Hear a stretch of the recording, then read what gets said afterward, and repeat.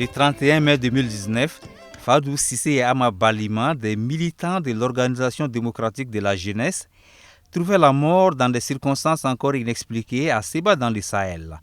Ce 31 mai 2022, date anniversaire de leur disparition, Gabin Corbego, président de l'ODJ, fustige l'inaction des autorités judiciaires. 3 ans, jour pour jour, après la commission de cet ignoble double assassinat, les deux familles éplorées, la jeunesse populaire, les démocrates et patriotes sincères sont toujours dans l'attente de la vérité et de la justice sur les assassinats de Cissé Fadou et de Balima Ama et sur les autres assassinats ciblés et de masse qui hantent la mémoire collective de notre pays. C'est dans ce contexte que le secrétaire général de la coalition contre l'impunité et la stigmatisation des communautés, Daouda Diallo, dénonce la hausse des exécutions extrajudiciaires. Les cas les plus récents sont ceux de Fada, le 18 mars 2022, 8 personnes enlevées, 4 sur le site de distribution des vivres, 2 au marché de bétail,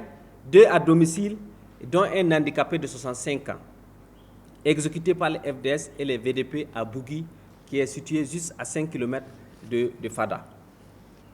À Guibo, au lendemain du fameux dialogue initié le 20 avril 2022 sur instruction des nouvelles autorités, le 21 avril 2022, 18 personnes civiles ont été enlevées et tuées par les éléments présentés comme des VDP habillés en treillis militaire burkinabé.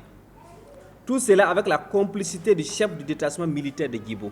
80 civils tués à Gorom Gorom dans le Sahel, 14 à Bomorokui dans la boucle du Moun, des alertes à Djibasso, Tchifoura et Banfoura. La liste est longue selon le secrétaire général du CISCA. Daouda Diallo avance les chiffres de 500 victimes d'exécutions extrajudiciaires présumées. Des exécutions loin de faire reculer le terrorisme, selon le secrétaire général du mouvement burkinabé des droits de l'homme et des peuples, Ali Sanou. Aujourd'hui, la question des exécutions est une question réelle, c'est une question qui nourrit le terrorisme et c'est une question qui mérite véritablement qu'on se mobilise et qu'on se batte pour que ça prenne fin purement et simplement. Il y a 2 ans, nous n'étions pas dans la situation sécuritaire dans laquelle nous sommes.